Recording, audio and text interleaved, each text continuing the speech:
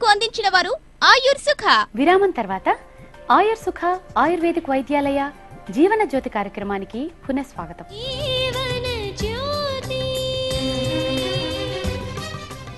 సుబ్రహ్మణ్యం గారు, పురుషుల్లో లైంగిక బలహీనత సమస్య నివారణకు యోగాలో ఎటువంటి పరిష్కార మార్గాలున్నాయో వివరిస్తారండి?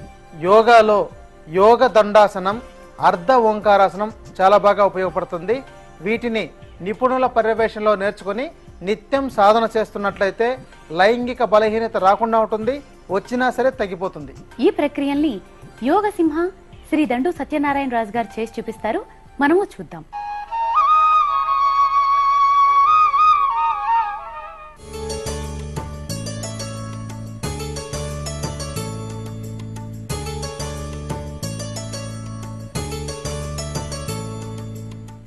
యోగ దండాసనం, అర్ధ ఓంకారాసనం సాధన చెయ్యటం ద్వారా పురుషుల్లో లైంగిక బలహీనతను అధిగమించవచ్చు. యోగ దండాసనం ఈ ఆసనం చెయ్యటానికి ముందుగా పద్మాసనం లేదా సుఖాసనంలో కూర్చొని 2 కాళ్ళు ముందుకు చాచాలి.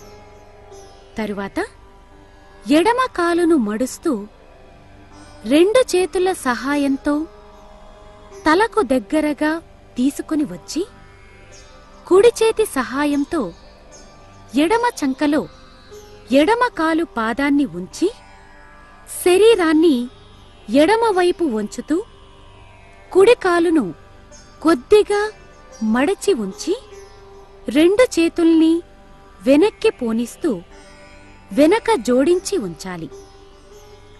తలను ముందుకు చూడాలి. శ్వాస సాధారణంగానే తీసుకోవాలి.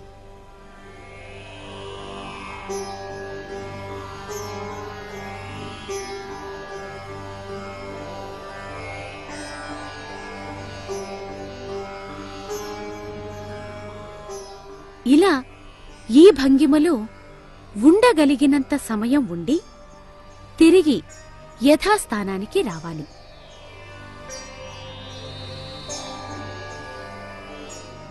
తరువాత 2వ కాలు అంటే కుడి కాలును మడుస్తూ 2 చేతుల సహాయంతో తలకు దగ్గరగా తీసుకొని వచ్చి పాదాన్ని ఎడమ చేతి సహాయంతో కుడి చంకలో ఉంచాలి.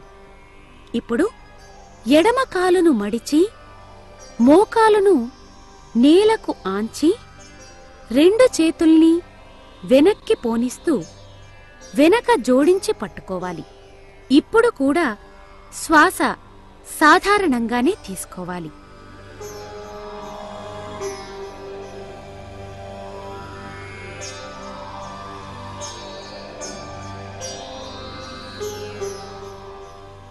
ఇలా ఈ భంగిమలో కూడా ఉండగలిగినంత సమయం ఉండి తిరిగి యథాస్థానానికి రావాలి. ఈ విధంగా ఈ ఆసనం రోజూ 2 పక్కల 3 నుంచి 6 సార్లు చేయవచ్చు. 2వ ప్రక్రియ అర్ధ ఓంకారాసనం. ఈ ఆసనం చెయ్యటానికి ముందుగా పద్మాసనంలో గాని సుఖాసనంలో గాని కూర్చొని 2 కాళ్ళు ముందుకు చాచాలి. తరువాత ఎడమ కాలును 2 చేతుల సహాయంతో పైకెత్తుతూ కాలును భుజం మీదుగా మెడపైన ఉంచి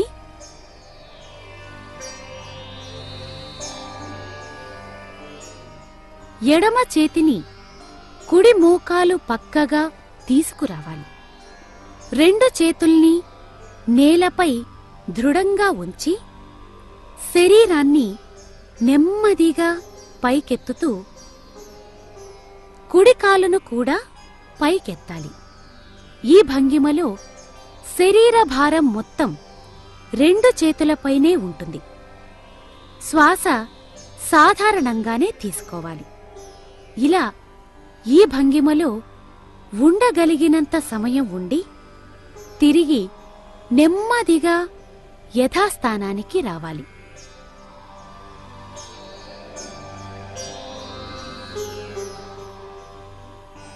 తరువాత 2వ కాలు అంటే కుడి కాలును రెండు చేతుల సహాయంతో పైకెత్తుతూ భుజం మీదుగా మెడపైన ఉంచాలి.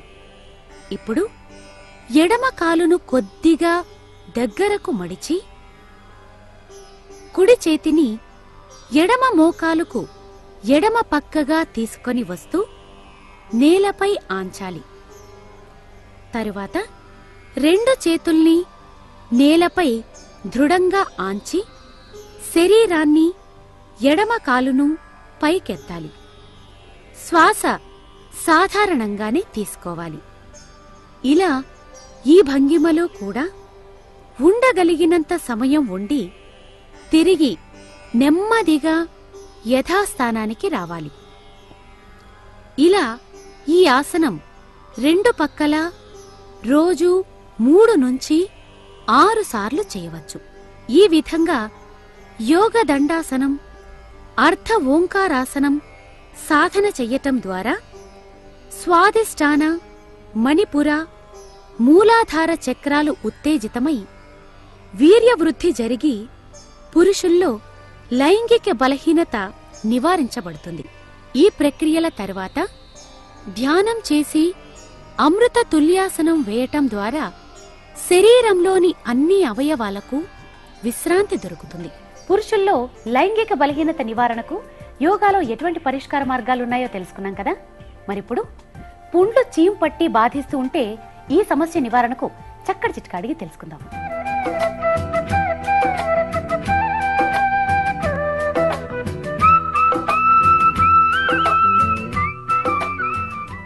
సుబ్రహ్మణ్యం గారు, ఒక్కొక్కసారి పుండ్లు చీము పట్టి చీము కారుతూ చాలా ఇబ్బంది పెట్టేస్తూ ఉంటాయి. మరి ఈ పుండ్ల నివారణకు చక్కటి చిట్కా చెప్తారండి?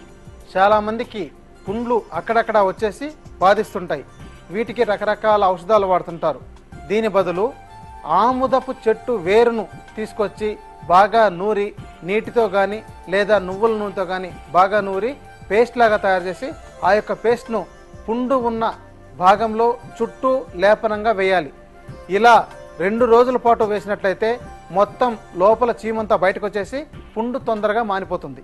చూశారు కదా, చీము పట్టిన పుండ్ల నివారణకు ఆముదపు చెట్టు వేరు ఎంత బాగా ఉపకరిస్తుందో. ఇది ఇవాల్టి మా ఆయుర్సుఖ ఆయుర్వేదిక్ వైద్యాలయ జీవనజ్యోతి కార్యక్రమం. ఇవాల్టి కార్యక్రమంలో పురుషుల్లో లైంగిక బలహీనత సమస్య నివారణకు ఆయుర్వేద యోగా శాస్త్రాల్లో ఉన్న పరిష్కార మార్గాలతో పాటు చక్కటి గృహౌషధం చిట్కా కూడా తెలుసుకున్నాం కదా. తిరిగి మరొక ఎపిసోడ్లో మరొక జీవన సమస్య, దాని పరిష్కారంతో మేము ముందుంటాం. అంతవరకు సెలవు. నమస్కారం.